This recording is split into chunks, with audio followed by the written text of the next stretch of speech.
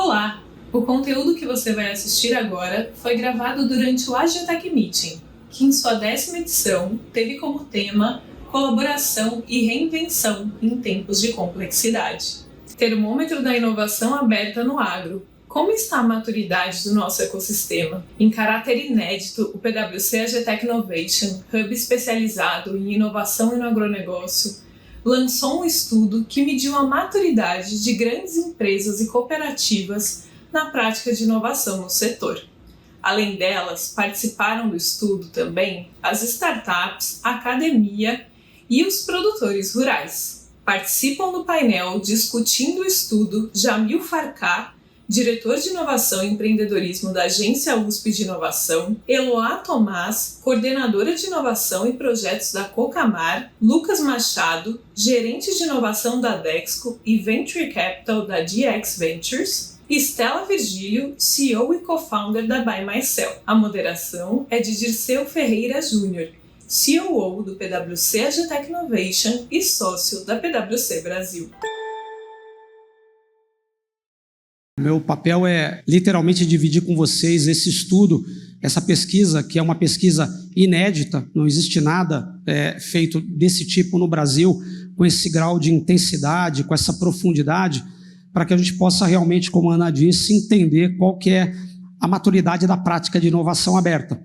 E a gente olhou e aplicou esse estudo em diferentes players, né? A gente não aplicou o estudo apenas olhando para corporações do agronegócio, empresas do agro e para cooperativas, mas a gente também foi mais um pouco a fundo, conversando com as startups, conversando com os produtores rurais, com os representantes do meio acadêmico e meio de pesquisa, a fim de poder pegar esses insights que são importantes para direcionar, né, ações futuras, principalmente das lideranças das organizações, sobre a importância da inovação aberta. Tá? Então ele é um estudo profundo, eu peço para que vocês escaneiem aqui o QR Code para poder ter acesso ao estudo na íntegra. O que eu vou passar para vocês aqui, na verdade, são alguns highlights. Tá?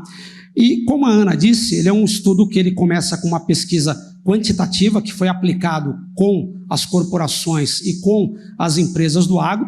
Ele passou também por um aprofundamento qualitativo que vai fazer parte da conversa que eu vou ter no painel logo depois que acabar os meus 15 minutos aqui.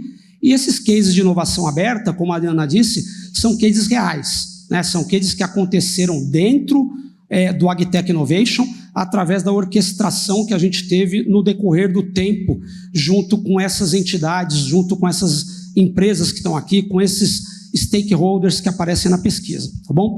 Então, eu vou dar andamento. Desculpa, então, eu estou com o meu iPad analógico aqui, ele ajuda de vez em quando, né? Em tempos digitais, de vez em quando, o papel ainda é a melhor ferramenta, tá? Eu aponto para cá?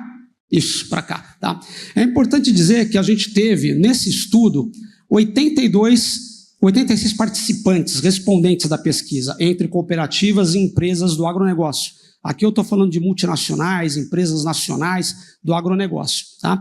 E quando a gente olha o ponto relativo à prática de inovação aberta nas organizações, 3/4 das organizações, ou seja, 76% que está ali, disseram que praticam, adotam inovação aberta nas suas empresas. Ou seja, eles têm alguma área de inovação aberta, ou eles têm gente voltada para trabalhar e dedicado à inovação aberta, ou até mesmo part-time, né, parcialmente dedicados à inovação aberta. Mas um ponto importante também é esse aprofundamento qualitativo, ou seja, as perguntas que nós fizemos de forma a extrair as informações não só das corporações e das startups, mas também, como eu disse, das corporações e das cooperativas, mas também das startups, dos produtores rurais e também do meio acadêmico de pesquisa. Bom, visto isso, esse slide eu trago um pouquinho do que é a metodologia, né? E a metodologia em si, ela nada mais é do que você direcionar perguntas que mostrem aonde uma empresa, onde o respondente dessa empresa ou dessa cooperativa está num cenário atual versus aonde ele gostaria de estar num cenário alvo, num cenário futuro. E também traz, logicamente, essa diferença, esse diferencial, é o que a gente chama de prioridade para a mudança. É o quanto eu estou disposto a fazer de coisas diferentes, ou até mesmo abrir mão de fazer certas coisas para atingir o cenário alvo que eu quero dentro de alguns anos. Tá? Então, o estudo se baseou nisso. Aqui a gente tem essa teia de aranha que surgiu baseado nas perguntas que nós fizemos, mas é importante dizer que a gente analisou 5 dimensões da inovação corporativa que são aplicadas. Então, a gente analisou a dimensão de objetivo, estratégia e liderança, a dimensão de governança e métricas, a dimensão de cultura e talentos, a dimensão de ecossistema e a dimensão de financiamento e portfólio. Tá? E para todas elas a gente vai fazer aqui um resumo do que foram as principais respostas e depois a gente vai entrar um pouco mais a fundo em cada uma delas.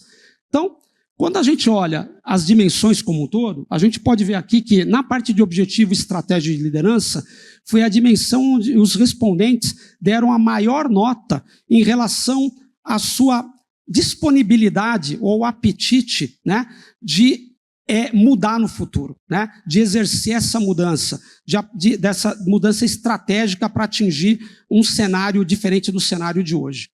Quando a gente vem para a dimensão de governança e métricas, já essa é uma dimensão que ela é preocupante, porque ela mostrou que o cenário atual, as respostas, elas estão muito na linha de que as lideranças não reconhecem ainda a melhor forma de dimensionar os resultados da inovação aberta nas suas empresas. Então, isso é preocupante, mas também não é algo que foge de uma lógica, porque a gente entende que a inovação aberta, em grande parte das empresas, ela é algo relativamente recente, né? E depende muito de como ela é aplicada. Já no pilar de ecossistema, existe um gap, né, entre o cenário atual e o cenário-alvo, que a gente precisa entender. E ele vem muito dessa questão de integrar soluções inovadoras à realidade do campo. Aqui vem muito aquela percepção também do produtor de falar assim, no final das contas, o que uma startup ou o desenvolvimento de uma tecnologia que advém da inovação aberta, isso conversa com a minha necessidade, com a realidade que eu tenho aqui no campo? São perguntas importantes, né? E quando a gente olha para cultura e talentos, ou seja, cultura e talentos, a gente está falando de pessoas no geral, né? Resume-se em pessoas. A gente vê que a pontuação atual e a pontuação alvo, né, e a meta, elas estão ligeiramente baixas. Isso é preocupante, porque independente de você estar falando de inovação aberta ou estar falando de uma grande corporação, quando a gente fala de pessoas, isso é a base, é o fundamento, é um embasamento para a construção de alguma coisa sólida que vai perdurar ao longo do caminho. E quando a gente olha para financiamento e portfólio, aqui é um pilar que apontou a melhor nota em termos de cenário-alvo. Ou seja, as empresas hoje elas estão buscando cada vez mais oportunidades, opções e trabalhando com estratégias de não usar o capital próprio para investir em inovação aberta e sim usar programas de fomento, por exemplo, usar a receita que vem, por exemplo, de benefícios fiscais como a lei do bem e daí para frente. Tá? Bom, visto isso, eu vou entrar um pouco mais a fundo agora em cada um dos pilares.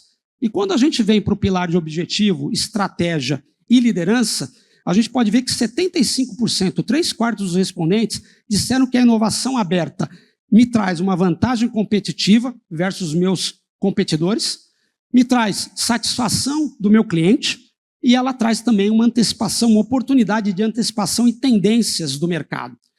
Se a gente fizesse essa mesma pesquisa há 10 anos atrás, ou talvez há 5 anos atrás, essas respostas seriam as mesmas, mas elas não estariam relacionadas à inovação aberta. Elas estariam relacionadas ao core business da empresa, à inovação clássica da empresa. Então, isso mostra que a liderança está, sim, preocupada e vê na inovação aberta um caminho de diferenciação, um caminho, inclusive, de reinvenção. Só que, do outro lado, a gente olha que menos de 50% dos respondentes disseram que tem uma direção estratégica dada pela gestão sênior. E apenas 28% deles dizem que tem uma definição clara dos tipos e proporções de inovação necessárias para alcançar os seus objetivos. Então, isso aqui não conversa com o outro lado, né? Você olha e fala assim, ó, isso aqui me leva para um caminho interessante para que eu possa disruptar, para que eu possa reinventar o meu negócio, pensar de uma maneira diferente, mas, em compensação, a liderança ainda não consegue endereçar esses temas da maneira correta dentro das organizações. Tá? A próxima dimensão, que é de governança e métricas, ela tem um ponto interessante aqui, né? Eu trabalhei muito tempo na área financeira da Syngenta. Trabalhei 21 anos lá e tive a oportunidade de trabalhar por 8 anos como head de barter na Syngenta. Então, finanças é algo que eu gosto muito e tem um jargão que é muito verdadeiro em finanças, né? Você não consegue fazer a gestão do que não controla. E não é porque a inovação é aberta que ela é bagunçada, ela é aberta, ela não é bagunçada. Então a inovação aberta, ela tem que sim ter métricas, ela tem que ter boundaries, guarda-reios, processos, só que eles são diferentes daquilo que você tem nas demais áreas que representam o core business de uma organização, é lógico. E a pesquisa nos traz o seguinte, 54% dos respondentes dizem que tem métricas de inovação baseadas em resultados, o famoso ROI, retorno sobre o investimento. Só que, em compensação, apenas 51% da liderança é capacitada em inovação. E apenas 37% fazem uso da gestão do conhecimento. Mais um ponto aqui que não conversa. Porque como é que você vai medir o retorno sobre o investimento de inovação aberta se a alta liderança ela não sabe efetivamente o que isso significa? Então, aqui é algo preocupante e que tem que ser trabalhado para que você consiga atingir um cenário-alvo diferente. Tá? Bom, o próximo pilar é o pilar de cultura e talentos. E como eu disse, aqui é a fundação para toda e qualquer empresa que quer se colocar no mercado, e quando a gente fala de uma área de inovação, não é diferente. E a pesquisa mostra que 29% dos respondentes disseram que existe uma cultura empreendedora nos times de inovação que reflete agilidade, colaboração e aprendizado rápido. Tá? Aqui também não é uma grande surpresa, gente, porque, na verdade, boa parte das áreas de inovação de muitas empresas, elas ainda estão dentro das áreas core da empresa. Então, as áreas elas não tocam uma área de inovação com agilidade, com squads, elas ainda olham o resultado que a inovação aberta traz como um resultado que as demais áreas de core business trazem. Tá? Então, aqui existe essa disparidade, né, entre o cenário atual e mesmo o cenário futuro. Se você pensar em 75%, ele não é bom. Quando a gente fala em cultura, em pessoas, ele deveria ser até melhor do que isso. Tá? Bom, e quando a gente fala de financiamento e portfólio, aqui sim, como eu disse, a gente tem um pilar onde os respondentes, na sua grande maioria, falaram que tem um orçamento dedicado a P&D, e diga-se de passagem, esse P&D não é o P&D clássico. As perguntas foram direcionadas sob a ótica da inovação aberta. É um P&D destinado à inovação aberta. 57% se beneficiam de incentivos fiscais, como, por exemplo, Lei do Bem. E 49% que concorrem com editais de fomento à inovação. Aqui tem um lado importante, que é o lado da aproximação das áreas de inovação aberta das áreas financeiras, dos departamentos financeiros das empresas. E não porque o departamento financeiro vai dar o dinheiro. Não é isso. É muito mais porque o departamento financeiro pode trabalhar junto com a área de inovação na busca de soluções, de opções que elas sejam mais factíveis, ao invés da empresa ter que usar o próprio recurso ou só usar o próprio recurso. Tá? Bom, quando a gente vem para o pilar de ecossistema, aqui eu gosto muito dessa resposta que veio, né, que ela apresenta a seguinte resposta, tanto das cooperativas quanto das empresas do agronegócio. Com quais parceiros você tem a intenção de colaborar? Né? 100% dos respondentes disseram que querem colaborar com as startups. Com as empresas, 89%. Com instituições de pesquisa, 89%. Com o meio acadêmico, 86%. E com os produtores rurais, 80%.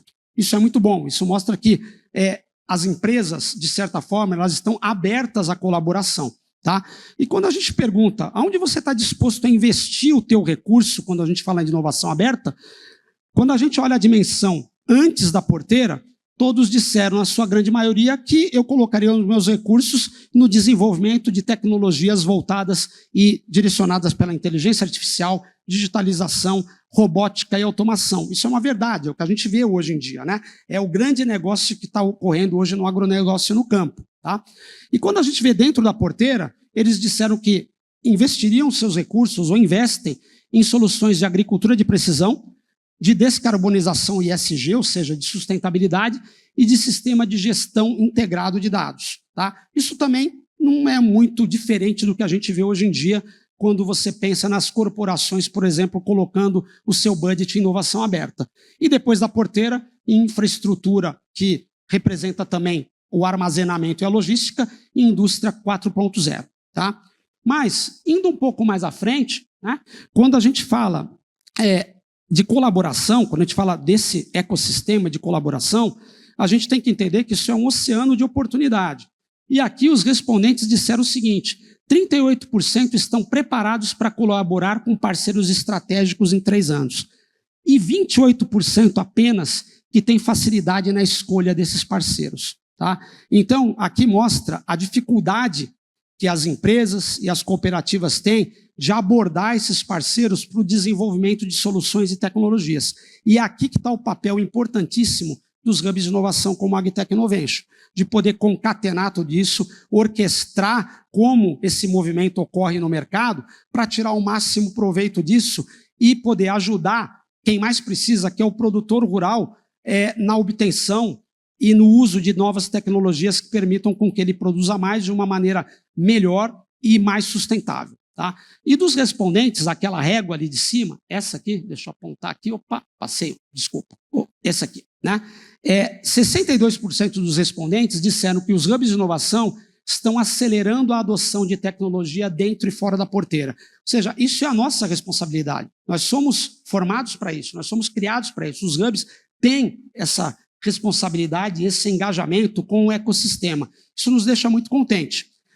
Os demais pontos aqui do ecossistema, eu vou deixar para tratar agora, junto com os meus colegas, que eu vou formar um painel. A Ana vai me ajudar aqui daqui a pouco a chamar os painelistas aqui. Mas antes disso, eu queria dizer e deixar um recado que a pesquisa e o estudo em si, ele mostra um ponto muito interessante, né? Que o agronegócio no Brasil, ele é moderno, ele é pujante, tecnológico e usa, sim, inovação no seu dia a dia. E que as empresas, cooperativas e empresas que responderam à pesquisa, elas sabem muito bem das suas deficiências, dos seus gaps, do papel que elas exercem nesse sentido, mas melhor do que isso, elas têm consciência do que elas têm que fazer daqui para frente. E o que a gente precisa fazer é usarmos todo o potencial que a gente tem como catalisadores para que isso aconteça no mercado. Tá? Bom, gente, basicamente é isso, né? Eu queria agradecer por ter apresentado o material, queria relembrar para vocês usarem o QR Code para acessar ele na íntegra, e agora a gente vai formar o painel, né, Ana? É isso, né? Isso mesmo, Dirceu. Parabéns pela apresentação, parabéns por todo o time envolvido dentro dessa pesquisa, né? Como a gente falou, uma pesquisa inédita no mercado, e ela nos traz várias hipóteses que a gente pode trabalhar em cima daqui para frente, né? Nós como hub, mas também as organizações que participaram e correspondem aí aos respondentes. Obrigada. Agora, para compor esse painel, que nós vamos discutir um pouco mais sobre esse cenário do termômetro de inovação, eu gostaria de chamar Jamil Farkat, gestor de inovação e empreendedorismo da agência USP de Inovação, Auspin Exalc, Eloá Tomás, coordenadora de inovação e projetos da Cocamar, e Lucas Machado, gerente de inovação da Dexco e Venture Capital da Dexco Ventures. Como eu estava comentando, gente, agora nesse painel a gente vai se aprofundar um pouco mais nas questões que o Dirceu nos apresentou aqui, né? Inclusive alguns índices ali que nos chamaram a atenção, trazer algumas provocações para a gente poder debater um pouco mais o assunto.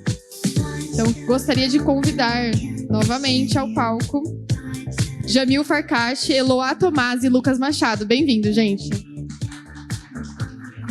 Vamos começar, então. Obrigado. Bom, gente, a gente sabe que a inovação aberta ela só existe graças à cooperação, graças à colaboração que a gente tem entre os diferentes stakeholders, né? E não seria fair da nossa parte apresentar uma pesquisa, um estudo que foi feito pela PwC e que ouviu esses stakeholders, se a gente chamá-los aqui no palco para poder discutir um pouco as percepções de vocês. Tá? Então, quero agradecer demais a presença de cada um de vocês aqui, né? E eu acho que a troca de experiências que a gente proporciona com vocês aqui, ela é riquíssima. E ela proporciona que a gente possa desenvolver novos projetos, desenvolver novas maneiras de colaboração, novos modelos de negócio, novos relacionamentos, ou seja, isso transcende, né, aquilo que é o desejo de cada empresa, porque acaba sendo o desejo que o ecossistema tem.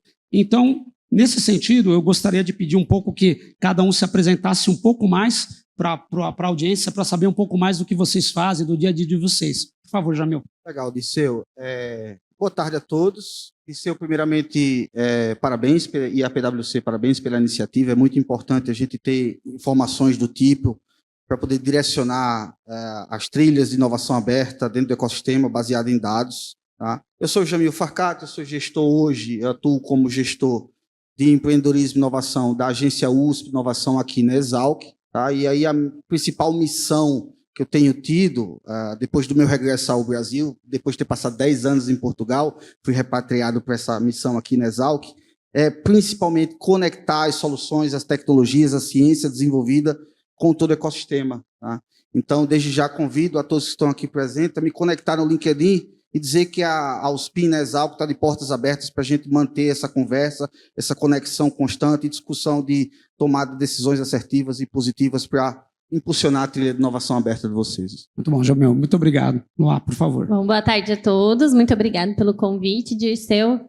Eu sou a Eloá Tomás, sou engenheira de produção. Hoje eu atuo como coordenadora de inovação da Cocamar. Cocamar é a cooperativa de agroindustrial que fica na sede em Maringá, no Paraná. E hoje as cooperativas, elas têm um grande papel dentro desse ecossistema com os produtores, né? Então, acho que é muito importante a gente sempre estar participando desses eventos, participando dessas trocas, para saber também quais são as opiniões dos produtores, das startups, para a gente cada vez mais levar um pouco, fazer esse intermeio entre as empresas e o produtor rural.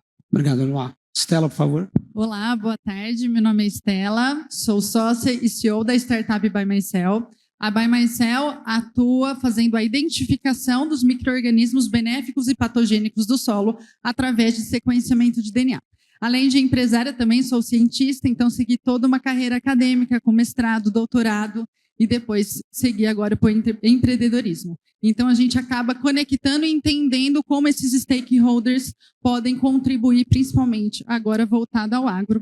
Agradeço também ao convite, PwC, ao Dirceu, e compor e fazer essa discussão, ela está sendo muito importante para a gente fazer grandes avanços aí a futuro. Obrigado, Estela. Lucas. Boa tarde, pessoal. Obrigado, Dirceu, pelo convite. Parabéns pelo evento aí para a turma da PwC. Meu nome é Lucas Machado. Hoje estou responsável pelas iniciativas de inovação e Venture Capital na Dexco.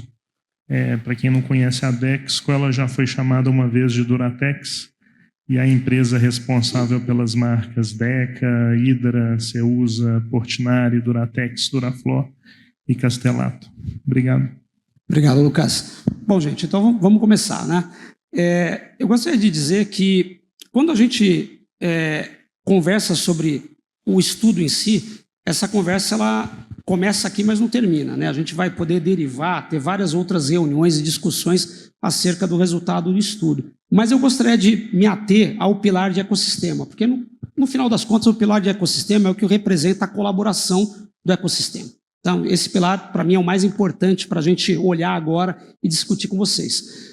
Mas um ponto importante é falar assim, legal, mas cadê o produtor rural que você falou, né, que não está aqui nessa roda de conversa agora, né?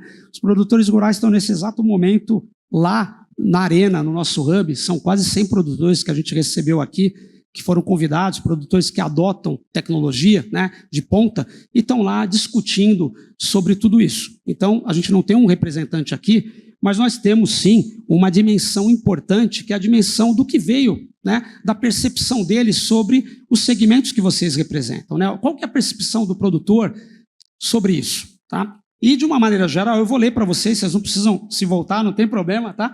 De uma maneira geral, quando o produtor rural ele é perguntado sobre a importância das corporações, para ele, as corporações têm um compromisso com o desenvolvimento sustentável e suporte em termos de melhores práticas e tecnologias.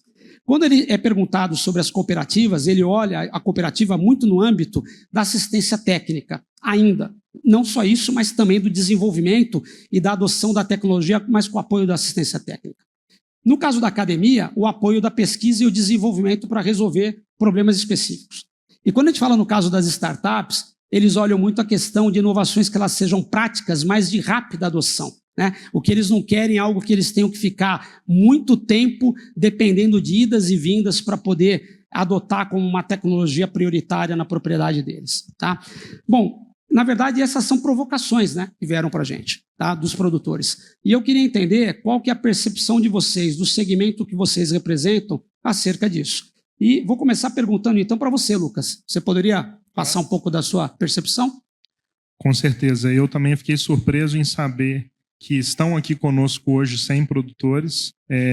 A figura do produtor, é claro que para o estudo a gente teve que simplificar em uma única voz, mas dependendo da cultura ou do segmento do agro, e até mesmo dentro de segmentos, você tem personas muito distintas. Então, saber estratificar essas personas e acessar de maneira diferente cada uma delas também é igualmente importante. Só que aí renderia um estudo adicional, só para isso, né?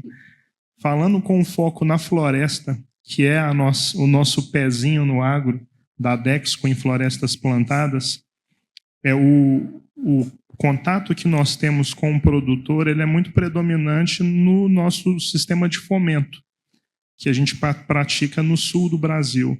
Perceba que Sudeste, Centro-Oeste e Nordeste, nós somos os produtores. Então, a adoção tecnológica, quando essa cadeia está verticalizada, ela é muito mais simples. Mas no Sul, eu digo que o cuidado ele passa muito pela proximidade com esse produtor, e as tecnologias elas são muito mais facilmente implantadas, não só quando tem a agilidade envolvida, mas quando essa tecnologia passa por um refino e uma característica que a torna não invasiva. Muitas vezes, para você não precisar paralisar uma operação ou invadir algum equipamento, algum processo, e consiga fazer isso de maneira remota. Por isso que a gente vem notando predominantemente o uso de drones, geoprocessamento, sensoriamento remoto e tecnologias predominantemente não invasivas. Nesse sentido, o ecossistema é fundamental para saber caracterizar qual que é o momento de cada um desses produtores, dessas personas, e acessar com produtos que façam sentido, ou soluções que façam sentido para não causar aquele efeito de repelir ou assustar, dependendo do momento de cada produtor agrícola. Ótimo. Estela, vamos com você então, para ouvir um pouco do qual é a sua ideia, a sua percepção sobre a percepção dos produtores. Claro. Né? E a percepção dos produtores, ela vai muito de encontro ao que a startup busca. Então, relembrando que seria uma startup, é uma empresa de base tecnológica, muitas vezes que sai da universidade ou que tem dentro das suas lideranças pessoas, né, que passaram dentro de processos de inovação ou de conhecimento específico dentro de uma pós-graduação, e que a partir desse conhecimento ele vai proporcionar uma solução ou um produto voltado a esse público. O que acontece dentro de uma startup? Você passa por vários processos. Você tem o processo de ideação no começo, então essa ideia tem que vir de encontro ao que o seu público, o seu cliente final busca. Então, o produtor, aquela solução, aquela iniciativa, ela tem que ir de encontro ao que o produtor busca. Depois você vai desenvolver toda a tecnologia voltada a essa solução e, por fim, você tem, de fato, a sua consolidação. Então, é interessante ver que o produtor, ele busca, sim, um processo inovativo, ele entende que a startup vai de encontro às suas necessidades, mas o que a startup precisa fazer, ou essa solução, ela tem que ser assertiva. Ela tem que ser de um desenvolvimento rápido, tem que ser aplicado a esse produtor, de fácil conhecimento e que tenha um retorno a esse produtor. Então, ele tem que ver vantagens. E algo interessante do estudo é que o produtor disse que tem interesse em 100% de fazer conexões com a startup. Então, é algo muito importante saber, né, como representante aqui das startups, que a startup tem de encontro a esse produtor essa abertura, essa possibilidade de parcerias e conexões. Eu acho que falta, sim, fazer essa conexão ou ter informações mais precisas dos produtos e serviços que são gerados pela startup e que vão de encontro, então, às necessidades do produtor. Excelente, porque a gente ouve muito realmente dos produtores. O produtor, na verdade, ele é muito acessado por todo mundo, né? Ele é acessado por cooperativas, por distribuidores, pelas empresas diretamente, pelas startups agora, né? E quando você se coloca no papel do produtor, é complexo, né? O produtor tomar uma decisão de acreditar naquilo, ou entender que aquilo realmente conversa com a necessidade que ele tem, né? Então, excelente ouvir esse teu ponto de vista. E, Eloá, quando a gente fala, por exemplo, de uma cooperativa como a Cocamar, né, que é uma cooperativa reconhecida, e a gente fala de inovação aberta e dessa proximidade com os cooperados, né? Fala um pouquinho para a gente como que é isso. Mesmo intuito que o cooperado, que o produtor está dizendo aqui, que ele espera da cooperativa, é o nosso intuito lá dentro também da Cocamar, dentro de outras cooperativas, que é trazer esse suporte tecnológico, trazer essa assistência técnica para o produtor. Só que eu sinto que tem uma linha tênue ali um pouco em relação ao porquê também que o cooperado procura uma cooperativa. Hoje, quando a gente vai fazer o nosso NPS, a nossa pesquisa de satisfação, a maioria responde do motivo que ele está com a cooperativa em relação à confiança dos processos. Então, ele confia naquilo que a gente está oferecendo e confia também de tecnologias que a gente está levando para ele, que são tecnologias boas e tecnologias que trazem essa segurança da informação, né? E aí, por que eu digo essa linha tênue? Porque acaba burocratizando um pouco mais os nossos processos. Porque a gente capta essas informações do mercado, essas informações das startups, da academia, e aí a gente precisa fazer esse pente fino. Então, o que realmente está trazendo essa segurança para o nosso produtor, o que realmente a gente pode levar para ele na ponta, falando, ó, aqui tem o selo da cooperativa de qualidade e que não vai trazer essa imagem ruim para a cooperativa. Então, a gente tem que tomar cuidado um pouco com essa linha tênue, que ao mesmo tempo que a gente precisa oferecer esse serviço, a gente precisa também ter esse retorno da confiança. Legal, e é interessante porque quando a gente fala de acesso, né, de go-to-market, por exemplo, que é uma grande dor das startups, por exemplo, né, as startups olham na cooperativa uma maneira fácil, né, um veículo fácil de entrada nos produtores, nos cooperados, né, e que se você não tomar o devido cuidado, a gente pode transformar uma grande oportunidade num grande problema para ambos os lados, né? Legal, bacana, Eloá, obrigado.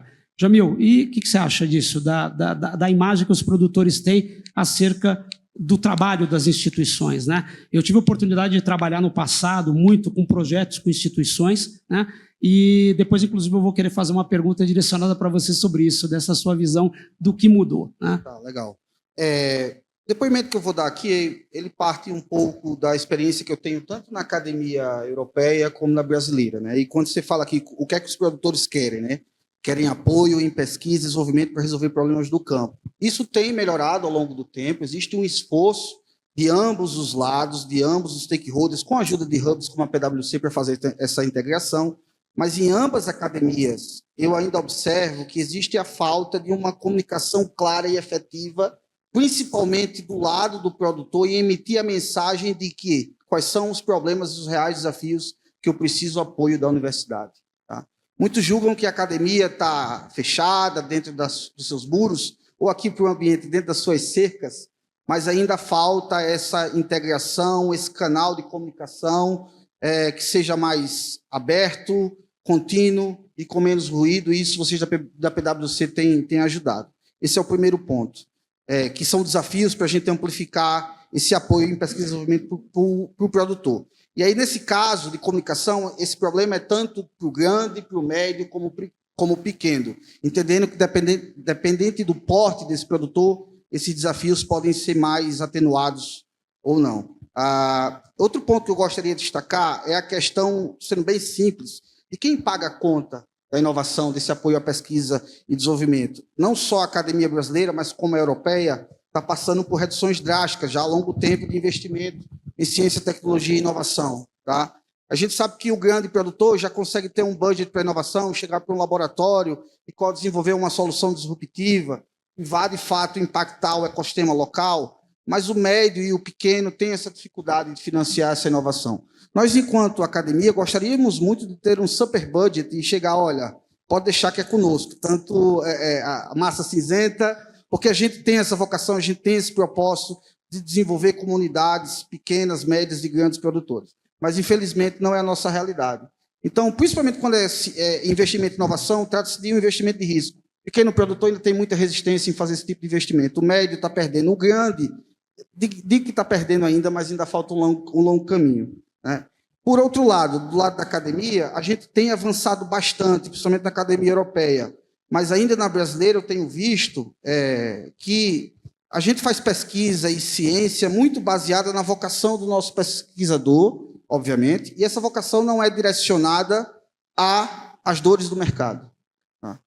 Então, do lado da universidade, a gente tem buscado, aqui no Brasil, melhorar bastante em escutar primeiro, depois a gente faz o nosso research statement, acha o nosso problema de pesquisa e, a partir disso, a gente desenvolve uma solução que seja, de fato, não engavetada ao fim da jornada de pesquisa, mas, de fato, aplicada à realidade. Então, na minha perspectiva inicial sobre essa pergunta, eu destacaria esses 3 pontos. Mas aqui tem conversa, se vocês quiserem ficar aqui, o nordestino gosta de falar, a gente fica conversando até amanhã. Mas, para já, Disseu, esses 3 pontos. Tá? Ótimo, meu amigo. Muito obrigado. Né? Bom, e quando a gente move agora e vai para uma dimensão da percepção das startups, né? O que elas querem, o que elas esperam da colaboração com vocês, tá?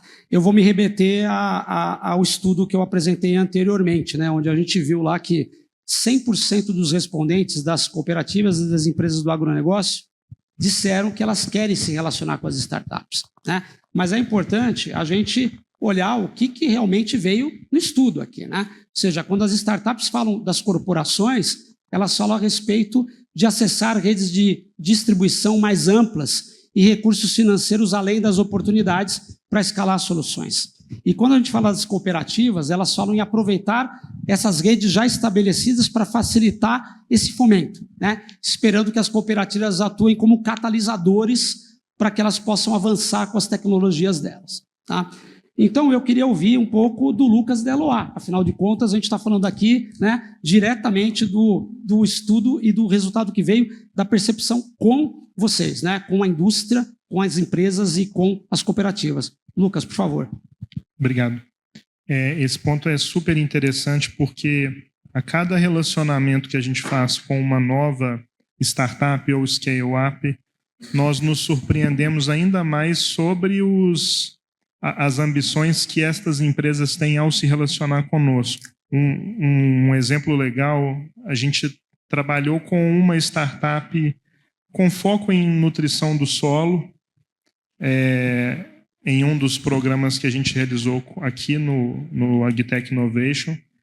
E um dos founders, ele me procurava insistentemente querendo conhecer a fábrica de painéis, a indústria.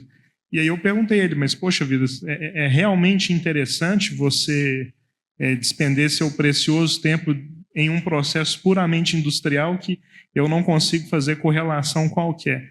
E ele falou, não, eu faço questão, porque a indústria ela tem processos organizados, uma disciplina pré-determinada e é quase que um laboratório ali, e eu quero poder ter essa experiência para levar para a minha equipe e a gente conseguir assimilar o melhor disso na nossa rotina de trabalho, que por se tratar de uma rotina de muito P&D, eu estou tendo dificuldade em criar foco lá dentro, e eu preciso de processos quase que industriais para ajudar a gente a organizar a nossa dinâmica de trabalho. Então, poxa, olha que legal, muitas vezes excede um grande contrato ou uma conexão com diversos clientes, por isso que a proximidade faz total sentido. Então, conforme o ecossistema de inovação amadurece cada vez mais, os empreendedores e empreendedoras, via sucessos e falhas alheias, eles estão enxergando a necessidade de aprofundar e aprender com as lições de maturidade das grandes corporações. Aonde que o peso começa a ficar mais forte? Aonde que eu vou ter que estar preparado para um devido escrutínio? Aonde que eu tenho que me preparar com processos mais claros? E esse relacionamento está cada vez mais fluido e transparente. Então, você vê aí grandes empresas que começaram a crescer. Um grande exemplo no setor financeiro é o caso do Nubank, que a partir do momento que ele começou a ser apertado com regulamentações, escrutínio, ele, por ter se preparado, continuou num ritmo de crescimento, mesmo começando a ter deixando de ter aquele tratamento especial que uma startup tem, que uma fintech tem. Ao contrário, inúmeras outras fintechs que a gente viu passaram por severas dificuldades. Então, acho que isso no campo está cada vez mais maduro, essa preocupação com a perenidade. E um dos motivos que eu atribuo isso é que as saídas, né, os exits, estão cada vez mais escassos. O custo do capital está caro. Então, os empreendedores e empreendedoras estão focando mais na perenidade e aprendendo com as corporações, claro, os macetes para se manter perene num cenário tortuoso. Só que essa troca ela é ambígua. Então, na medida que a gente começa a ter esse tipo de discussão, somos nós, corporações, que acabamos aprendendo mais ainda com uma dinâmica de trabalho mais ágil, mais resiliente, mais flexível. Eu gostei muito quando você falou dessa oportunidade de gerar novos negócios para os empreendedores, para as startups, de coisas que não estão conectadas diretamente com o campo, ou seja, são os problemas internos das empresas, né? Eu tive a oportunidade de trabalhar durante 10 anos na Bayer, por exemplo, e eu lembro que a gente levava empreendedores para ir nas UBSs de sementes, e a princípio você pensa assim, uma UBS de uma grande empresa, de uma multinacional, como uma Bayer, uma Corteva, uma BASF, uma Syngenta, eles não precisam disso, não, e muito pelo contrário, você via ali um espaço de uma oportunidade de um desenvolvimento, um co-desenvolvimento para uma melhoria de um processo. Isso é um oceano azul para o empreendedor, né? Com certeza. Legal. Eloá, por favor, queria ouvir um pouco de você agora. Bom, dentro desse mundo das startups, né, eu enxergo essa visão, você até mesmo tinha comentado antes, né, da sua resposta, que as startups veem as cooperativas como esse elo, e realmente é. Só que, ao mesmo tempo, um pouco do que o Lucas falou na resposta dele anterior. Nós temos diversas personas dentro de uma cooperativa. Então, os membros de uma cooperativa são diversos perfis. Pode ser um cooperado que é mais relacional, um cooperado que ele é mais empreendedor, que é dados e fatos. Tem um cooperado que ele tem mais resistência à tecnologia. Então, a gente tem diversas personas e a gente precisa encontrar esse bem comum, né? Encontrar a tecnologia, a startup que consiga atender a grande parte ou a maioria deles. E dentro de uma cooperativa, a maioria são produtores de médio e pequeno porte. O grande acaba tendo seu próprio silo, né? Então ele vai acabando se desenvolvendo sozinho. Mas as cooperativas acabam tendo esse perfil de médio e pequeno porte. E aí, muitas vezes, a gente atende a uma startup. E aí a startup pega e fala assim pra gente, mas e aí, qual que é a dificuldade da Cocamar? Eu acho que esse não é o ponto. A startup precisa estar aberta a entender na ponta o que o produtor realmente quer, qual que é a dor que você realmente está atingindo lá o produtor. E não chegar na cooperativa e perguntando qual é a dor da cooperativa. Porque às vezes a gente também nem sabe, às vezes é algo novo que a gente vai descobrir junto, sabe?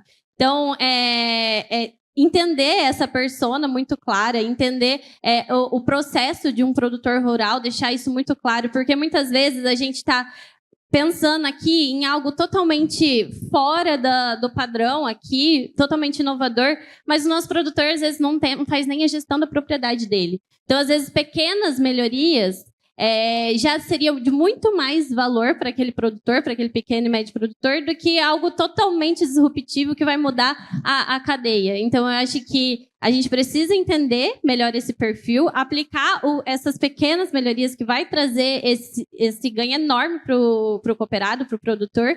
E aí, sim, a gente consegue unir todas essas frentes de produtor, startup, academia, empresas, para um bem comum, né? Que é o produtor rural no final. É bacana, porque eu lembro que tem uma parte da pesquisa que fala a respeito da burocracia de tomada de decisão, né? Principalmente quando a gente fala das cooperativas, né?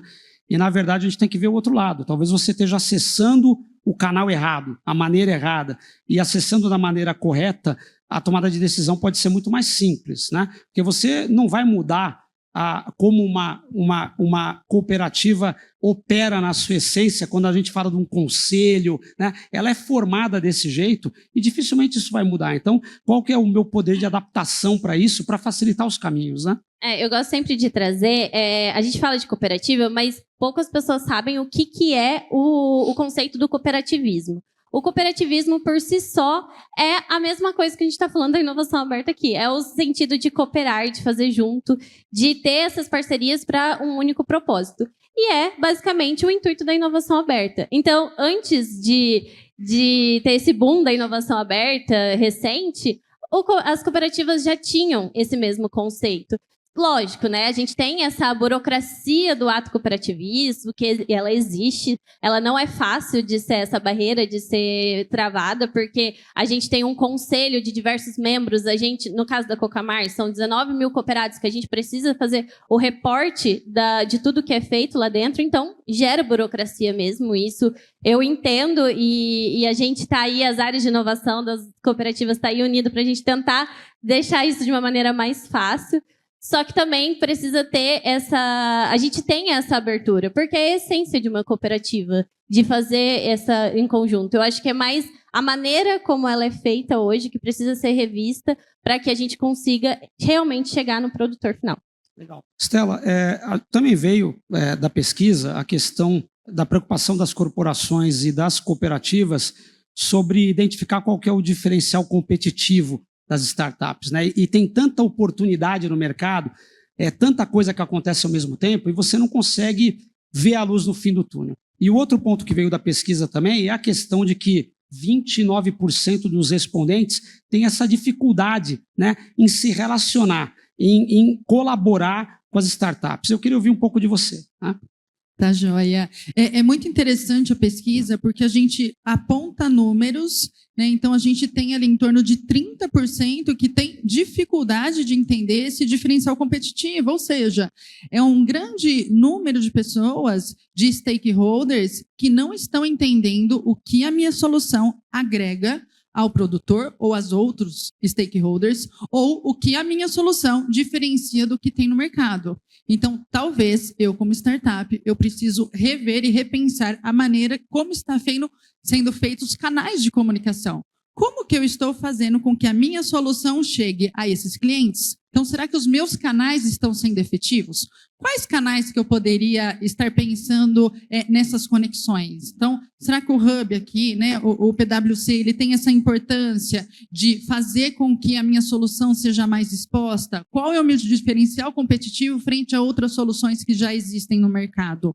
Ou, daqui 6 meses, a gente sabe da evolução e o quão rápido as startups são em promover essas novas tecnologias e incrementar um determinado produto ou serviço. Pode ser que hoje eu esteja num determinado patamar, numa determinada etapa do meu avanço tecnológico, mas em 6 meses, 1 ano, eu já consigo atender um cliente que há 6 meses, 1 ano atrás eu não consigo atender. Então, esses canais de comunicação, eles precisam ser atualizados. Então, pensando aqui no Hub, de que maneira que o Hub consegue conectar as diferentes etapas ou esse conhecimento, a solução ou o produto que está sendo desenvolvido pelas startups e como consegue difundir essas informações. A startup também, será que ela não está promovendo um marketing efetivo? Será que ela não está participando ou divulgando as soluções? Será que é através de uma rede social? Será que é através do envio de um material institucional? Será que é participação de um evento? Será que é uma aproximação mais direta com a cooperativa e também com as corporações? Então, a gente entender esses canais de comunicação é importante. Então, esses levantamentos são importantes agora para a gente destrinchar, né, como que está sendo feito essa conexão e de que maneira eu posso chegar para a cooperativa e falar, eu tenho uma solução que pode agregar a todos os seus cooperados, mas como que eu consigo chegar a esse cooperado? Então, às vezes, essa mão dupla não acontece. Como startup, eu sinto muita dificuldade da comunicação dentre esses stakeholders, principalmente com a cooperativa. A nossa conexão com a academia, ela é bem próxima. Como eu comentei, os líderes e os sócios, normalmente, eles já promoviam alguma pesquisa anterior. Então, essa conexão, ela continua. A gente tem muita proximidade, principalmente aqui no estado de São Paulo, incentivos dentro de um projeto PIP-FAPESP, dentro do FINEP. Então, a gente consegue fazer as conexões com a corporação e também com a academia. Mas as cooperativas, elas são muito difíceis. Então, a gente talvez tenha que ter um canal de comunicação mais direto, mais assertivo. E, logicamente, a startup, ela está nessa construção, ela está nessa evolução de entender o seu produto, fazê-lo, né, desenvolver dentro do mercado e ser comunicativo. Muito bom, bons pontos, né? E é interessante saber que esse é um terreno fértil ainda e que os hubs de inovação podem ajudar muito, né, a pavimentar isso, a diminuir, a encurtar as distâncias nessa colaboração entre as startups e as cooperativas, tá? Bom, agora eu vou mudar para a parte da academia, né? Como a academia percebe tudo isso. E aí, Jamil, tem um ponto interessante, que a gente sabe que grande parte dos manejos e das tecnologias que são utilizadas hoje na agricultura no Brasil, elas nasceram, né, no meio acadêmico, né? Nasceram de pesquisadores que eles sempre tiveram aquele perfil mais empreendedor e se destacavam, né? Mas o estudo também trouxe essa questão do quanto que hoje a academia realmente ela está próxima às necessidades dos produtores e ela consegue efetivamente colaborar com o ecossistema como um todo, né? O que mudou, né? Isso, quando a gente compara, por exemplo, talvez de 10 anos para cá, na tua opinião, mudou bastante? Você vê o meio acadêmico mais próximo das parcerias público-privadas, mais próximo ainda do produtor rural? Bem, boa pergunta, Liceu, bom ponto. A academia, para todos sabem, isso eu escutei de um procurador da universidade, e eu corroboro com a fala dele. A academia ela é uma organização medieval, tá? Então, que já vem remontada aí séculos e séculos atrás. Então, a gente naturalmente nasceu num ambiente fechado, num ambiente independente, e ao longo do tempo a gente vem percebendo os desafios da sociedade, da indústria, vem indicando que a gente precisa abrir mais esse espaço de cooperação. Por outro lado, a gente também tem percebido da academia que hoje a gente vive num contexto ao qual a inovação incremental e radical já não chega mais para as nossas necessidades. A inovação ela tem que ser disruptiva, tá? A gente vive toda essa questão aí de desafios globais, tá?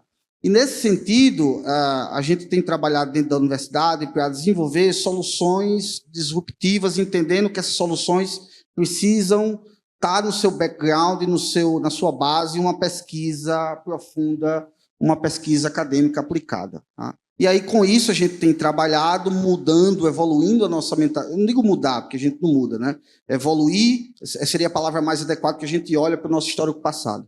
Então, mediante isso, a gente tem evoluído na busca de uma conexão maior com o mercado, na busca de soluções e tecnologias que, de fato, sejam aplicáveis e recebidas bem pela sociedade, tá? E aí a gente tem aí esse cenário de desenvolvimento de startups que nascem com pesquisadores. Ainda não é o cargo-chefe da universidade, mas a gente está trabalhando muito nesse aculturamento, nessa sensibilização da evolução do cientista para o cientista empreendedor, tá?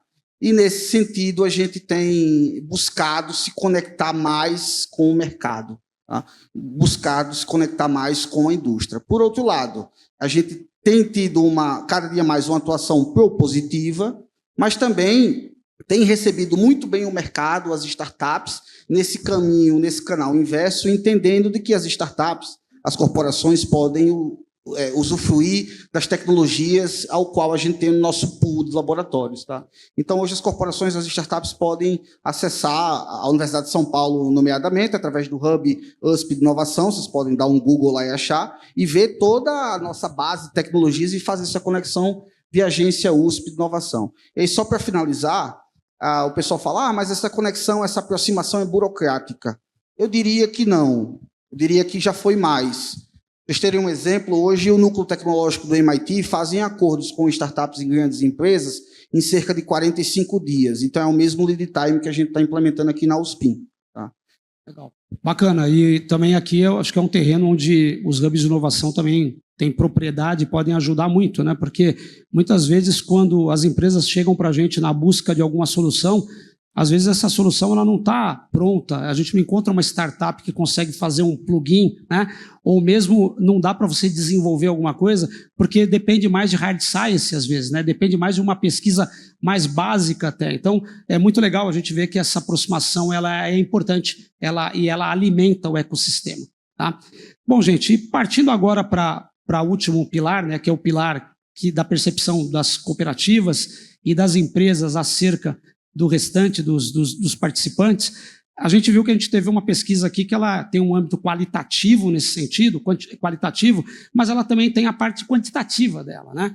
E na parte quantitativa que eu dividi com vocês no estudo, nos primeiros 15 minutos, essa pesquisa trouxe muito a questão, por exemplo, do pilar de objetivo, estratégia e liderança, onde existe uma fome, um desejo, né, dos líderes das corporações e das cooperativas em atingir, sair do cenário atual para um cenário alvo de uma maneira mais rápida, né, e mais profunda. E, ao mesmo tempo, a gente teve aquela questão do pilar de cultura, de pessoas, onde a gente viu que é a nota mais baixa quando a gente olha o cenário atual, né, e aquilo que eu falei para vocês que é a verdadeira fundação para a construção e para que a gente possa ter uma perpetuidade do modelo, vamos falar assim. Tá? E eu gostaria muito de ouvir um pouco de vocês, né? O que vocês acham disso, a opinião de vocês, e algumas dicas, né? Ou talvez as lições que a gente poderia trocar com a audiência a respeito disso, né? Vou começar com você mais uma vez, Lucas, tá bom? Perfeito, essa parte eu gosto bastante de falar. Eu fiquei surpreso também com relação à pesquisa, porque é notável que uma cultura empreendedora, onde quer que ela esteja, ela vai ser a primeira fagulha que vai promover qualquer tipo de novo negócio, nova interação, nova tecnologia. Eu estava lembrando do Dani Terra falando aqui da questão da fagulha, né? Voltando um pouquinho atrás, a questão do relacionamento academia com empresas e o quão difícil é, o quão difícil não é. A cultura empreendedora, quando ela casa em ambas as organizações, ela consegue ser transformadora. O pessoal da Dexco está aqui sabe que eu cito esse exemplo porque eu adoro vinho, né? E assim, o que aconteceu com as vinícolas do Sudeste brasileiro após o advento em larga escala da poda dupla, da colheita de inverno, transformou. Eu que sou mineiro posso até encher o peito agora e falar assim, não só de pão de queijo vive mais o mineiro, e também de vinho. Então, isso foi aquele estalo que deu entre um pesquisador da academia, pós-doutor, enfim, o Murilo de Albuquerque, uma instituição acadêmica e várias empresas. E eu acho que o aspecto colaborativo que destravou aí uma dezena de vinícolas a utilizar isso, essa ausência do medo de querer patentear, de querer restringir, não só eu vou fazer, isso que soltou bastante. A gente tem uma penca de bons exemplos aí, de boas safras, enfim. Isso é ótimo, deu certo, e eu garanto a vocês que foi a cultura empreendedora de ambas as partes. Então, acho que o recado que nas corporações a gente observa, está bem madura, que o desenvolvimento de cultura empreendedora é fundamental para a perenidade das organizações. É por onde a gente começou na Dexco, nós começamos com um trabalho de cultura.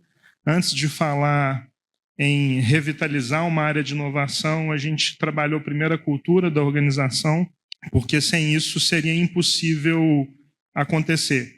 Agora, claro que cada entidade tem o seu timing, mas não tem uma receita de bolo, porém, focar em programas onde você seleciona pessoas que já estão preparadas e dar espaço para essas pessoas proliferarem e se tornarem exemplos, role models, isso é fundamental. Então, é por isso que eu acho muito positivo os movimentos da academia, por exemplo, em trazer agências de inovação, profissionais que já estão com essa fluidez no mercado, voltar com eles e trabalhar de uma maneira a cultivar esses relacionamentos.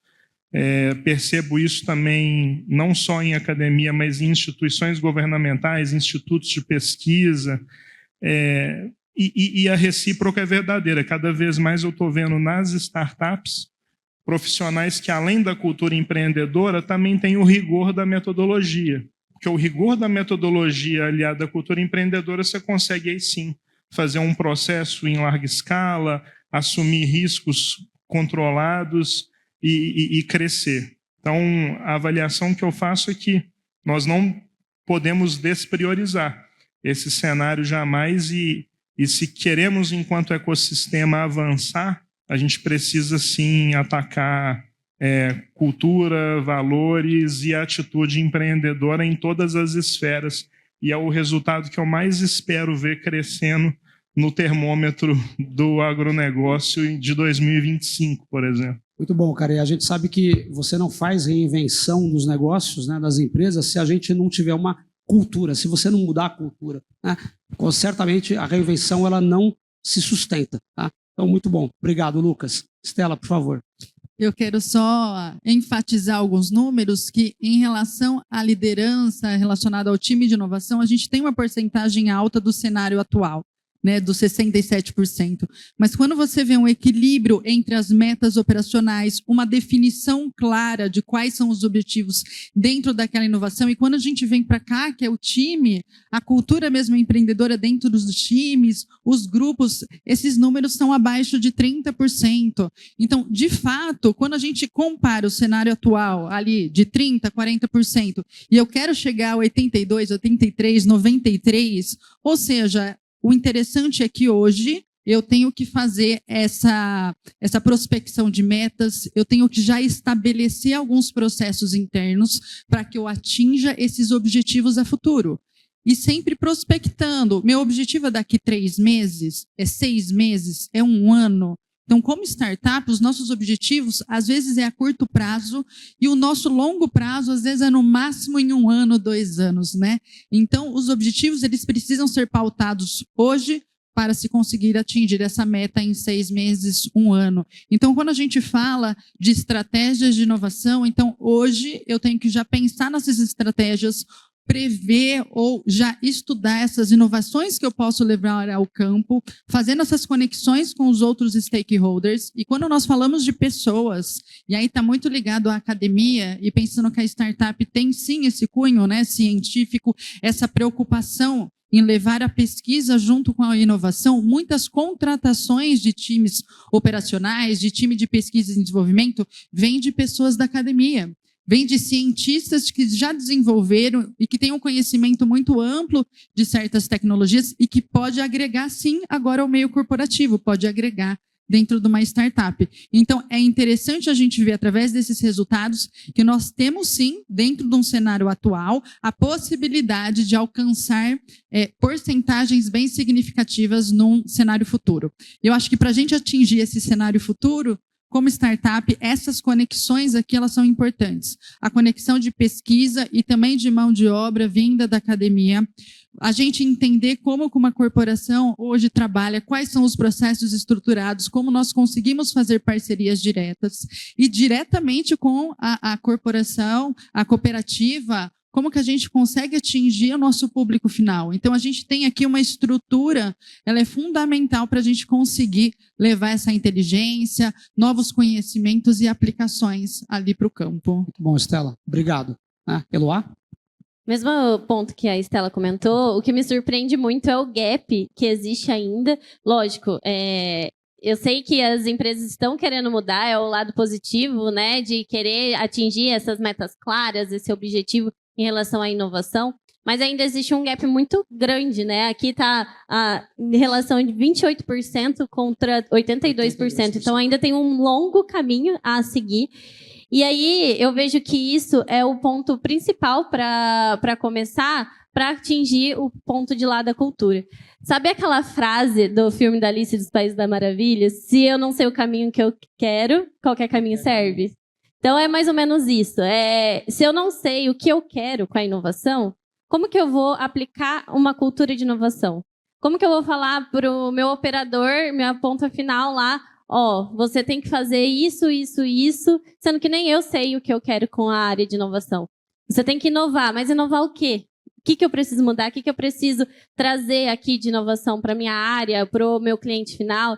Então, eu acho que esse caminho longo de definir a meta clara é um assunto um pouco delicado, porque cada empresa, cada corporação tem o seu DNA de inovação diferente. A inovação pode ser feita de diversas formas, né? O músculo da inovação da Cocamar é muito diferente do músculo da inovação de uma startup, que é muito diferente de uma outra empresa privada, porque a gente tem conceitos, a gente tem mercados diferentes. Então, o que é inovação para mim é totalmente diferente do que é inovação para outra área. Então, por isso que é algo ainda que não é tão palpável, que é difícil de ver e precisa ser discutido mais para a gente conseguir diminuir esse gap.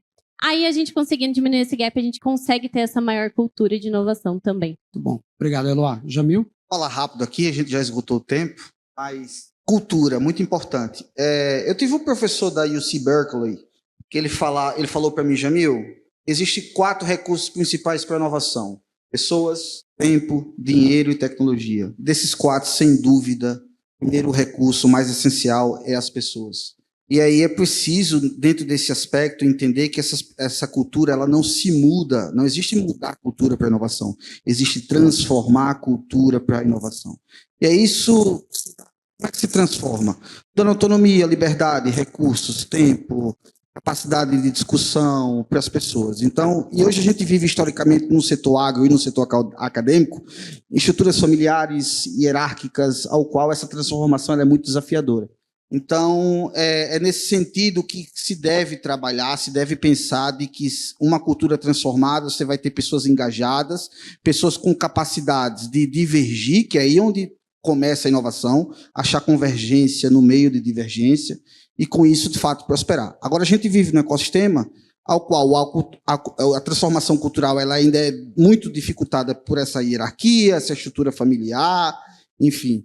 E, por outro lado, também, talentos, cultura, talentos está muito relacionado, muito próximo, e aí existe também um desafio muito grande. Por mais que você tenha uma cultura que vai lá, motiva, incentiva, você não tem uma cultura que reconhece, que invista. Então, hoje, nas equipes de inovação aberta de grandes corporações, a gente tem profissionais mal remunerados, na universidade também.